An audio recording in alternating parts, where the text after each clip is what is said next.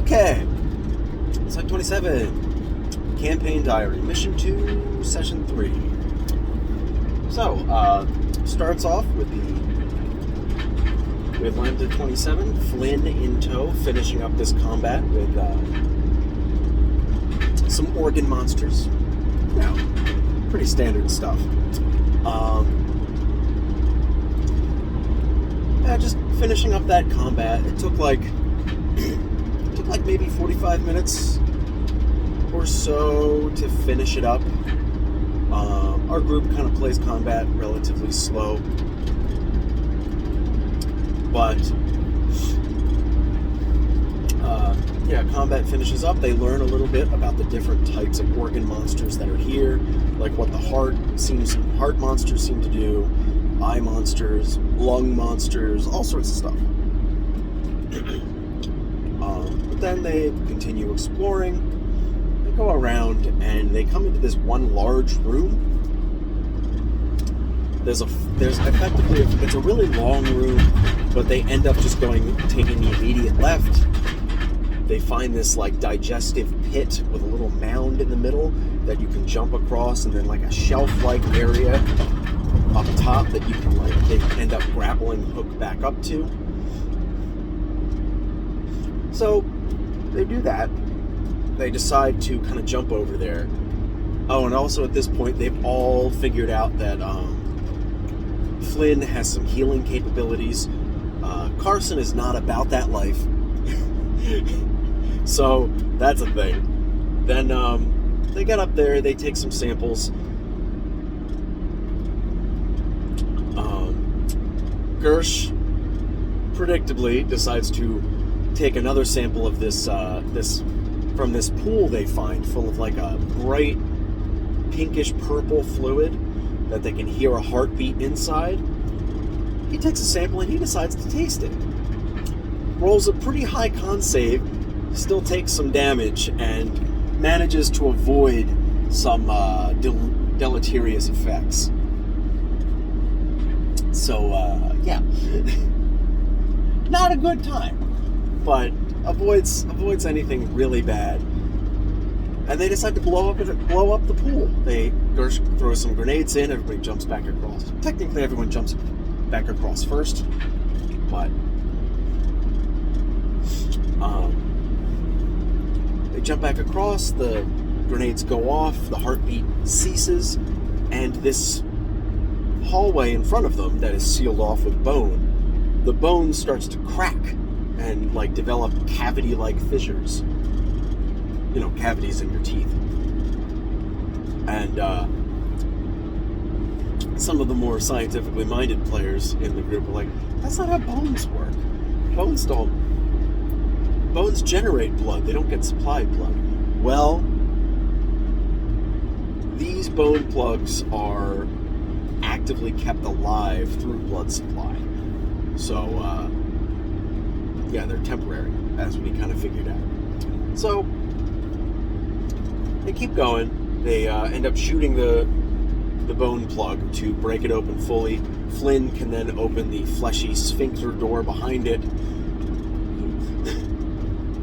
They go in and they find this very large room with a central kind of mouth, like raised mouth structure, teeth-like spires all around, staircases at the left and right sides. And as they come in, they also notice atop that structure there's 3 individuals. A very tall, vaguely feminine-looking feature that has translucent skin. A seemingly male figure in overalls and extremely enhanced musculature, splitting skin. And then a figure in dark red robes. Who could that be? There's a little interchange, and it's mostly the 2 Foundationites that have anything to say to the car system, which was interesting. Flynn kind of backs away and hides behind, I think, Carson or Gersh, whoever it was. If it's not clear by this point, Flynn is kind of a coward and has a lot of regrets about what's been happening. But then combat starts, and all around the room, several banks of organ systems peel out of the fleshy walls. 2 eye banks, 2 lung banks, and then a heart and a liver bank in the back. So the party has to deal with all these different organ systems that Nick Zurin can seemingly control. Otherwise, yeah, it's a combat with this weird kind of setup. There's stationary enemies all around the room. There's 3 enemies that are mobile. And it's like, there's no real reason to pick up on it yet, but the eyes focus in on particular targets, and then, unlike the eye creatures, or just like the basic eye monsters, which basically just have a few legendary actions. Excuse me.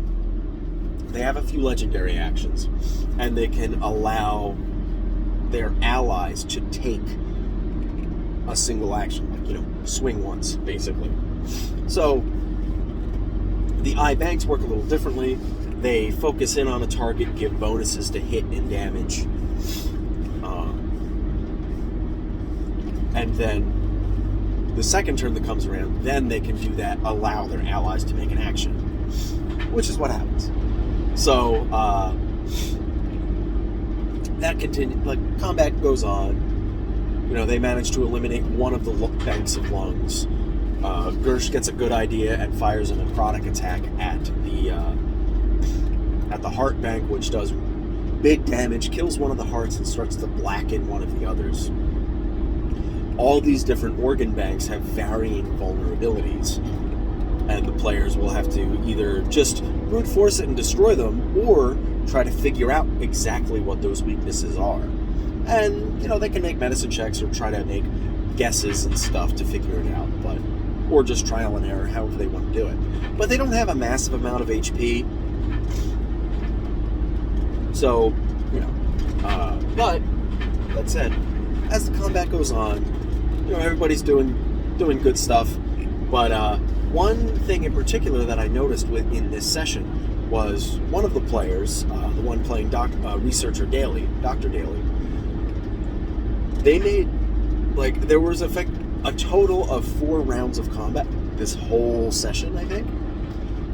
2 or 3 in that first combat with just a bunch of monsters, and then 2 or 3, it was 2, in the second combat, in the boss encounter.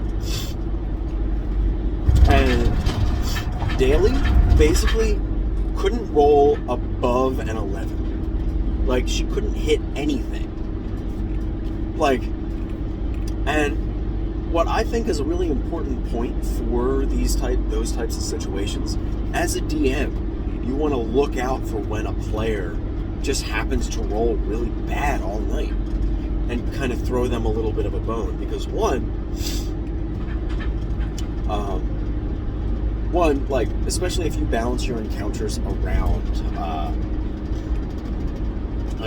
averages, average to hit, average damage ratios, and stuff. Okay, they should be able to kill this thing in, 2 rounds. If 3 players focus on it, one of the players will miss, but the other 2 players will do enough damage to kill it and then take it out. But then, if everybody rolls shitty, now this monster is much more threatening than it was originally supposed to be, because it's around for a lot longer. So, there's considerations there. But, so there's one reason to take the action I'm going to describe in a moment. But the second reason is, that player keeps missing, and they're going to feel like they don't get to do a whole lot. Especially this player in particular. I remember there was another session where they were doing this a while ago. I think about a year ago. And a lot of the things they were trying just weren't working. Everything was saving against their spells. They couldn't hit with their spell attacks, and they just they felt kind of dejected at the end of it. So that's not a really good feeling. And I've been there too. There was another session, I just was not allowed to hit anything. My character at that point had 3 attacks that it would make per round. And every single time that I would try to hit something, like, I couldn't roll above, like, a 12, and the monsters we were fighting had, like, 19 AC. And I think I made, like, maybe 9 or 10 attacks that whole game, that whole session, and I landed 1. That's not good. Like, I went to bed kind of, like, pissed off, or mad, or sad, or something. Just kind of dejected, like, ugh. Like, I hate this game. So, I've been there. So what I ended up doing, on one of the final attacks this character made, they fired their shotgun, and they rolled really low and missed. So what I ended up doing was their shotgun, this monster was right next to one of those big tooth pillars. It was like, okay, your shotgun fires up, like, you were a little too quick on the draw, and you didn't have a very firm grip on it yet before you fired. You were a little overeager. So it pulled up as it fired, and the shot ended up striking that bone pillar, this tooth pillar, striking the top and breaking off a big piece, which then fell down on that target. And then that target failed a dex save and took some damage. So to get that player to feel like they had some impact and something happened as a result of their actions. And something like that can really go a long way towards bringing a player's enjoyment back in. And kind of getting rid of that dejected feeling and kind of break that funk. Which I think is a really important thing, and it can be really difficult to do. Because one, as a DM, you kind of want to go just by what the dice say, like, okay, yeah, you miss, that thing misses, this thing hits, blah, blah, blah, so that it doesn't seem like you're curating the experience as much. But as far as I'm concerned, as a DM, your main concern is the enjoyment of your players. And depending on your exact table, that enjoyment can be, oh, the dice didn't go our way this time, we all died. That was great. But if that's not how your party is, then you got to keep that in mind. And something like that is one of the higher level, finer points of DMing, as far as I'm concerned. Like, that's one of those real important, but really difficult to get under control type of things. Because it's all going to go by feeling. Like, how, like, if you feel like this one player is starting to get rejected, okay, it might be time to intervene with something like that soon. And it could be, it's easy to miss. It just is. So, I don't actually have a whole lot to say about the session itself, like the plots and everything. One of my other players felt that it was pretty well foreshadowed with various organ monsters and stuff. They had a little practice with how the organ monsters work.